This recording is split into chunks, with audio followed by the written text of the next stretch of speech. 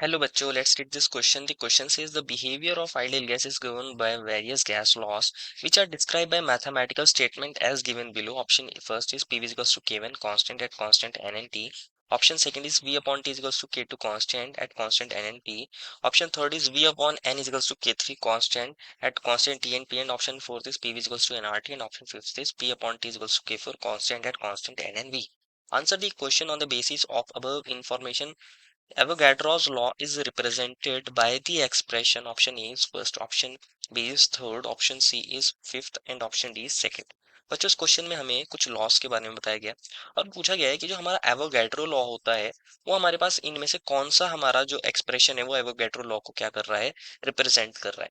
तो first of all बात करते हैं इस क्वेश्चन में हमारे की कंसेप्ट की, और की कंसेप्ट क्या होगा बच्चों, हमारे पास एवोगैड्रो लॉ।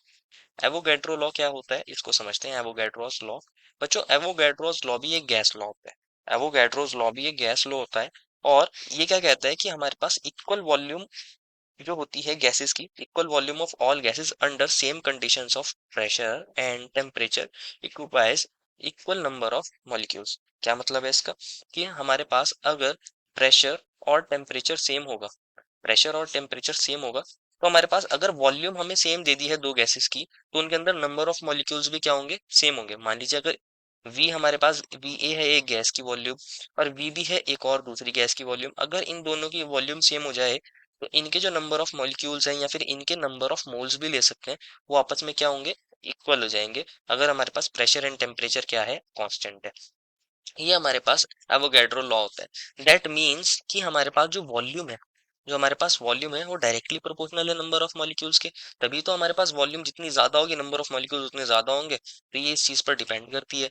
अगर हम प्रोपोर्शनैलिटी का साइन हटाते हैं तो एक नया कांस्टेंट लाते हैं यहाँ, K3 हमारा कांस्टेंट है और ये आ जाएगा n।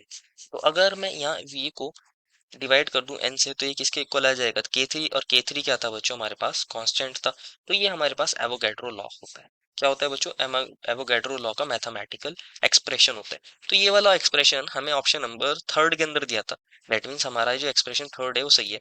फर्स्ट वाला जो एक्सप्रेशन होता है बच्चों, अगर हम बात करें ये हमारा कौन सा एक्सप्रेशन था, थर्ड। फर्स्ट एक्सप्रेशन में हमें दिया है जो हमारा पीवी होता है वो हमारा कांस्टेंट है, पीवी हमारा कांस्टेंट है, पीवी हमें K1 के इक्वल दिया है। बच्चों ये वाला जो एक्सप्रेशन होता है ये हमारा बॉयल्स लॉ का होता है। कौन से लॉ का होता है, बॉयल्स लॉ का।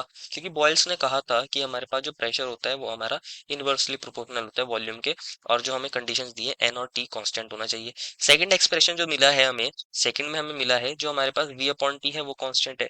ये हमारे पास कौन सा होता है बच्चों, ये हमारा चार्ल्स लॉ होता है। कौन सा लॉ होता है बच्चों, चार्ल्स लॉ। थर्ड को भी हमने देख लिया है कि थर्ड हमारा एवोगैड्रो लॉ है। फोर्थ को समझते हैं, पीवी इक्वल्स टू एनआरटी दिया है। ये हमारे पास कौन सी इक्वेशन होती है, ये आइडियल गैस इक्वेशन होती है।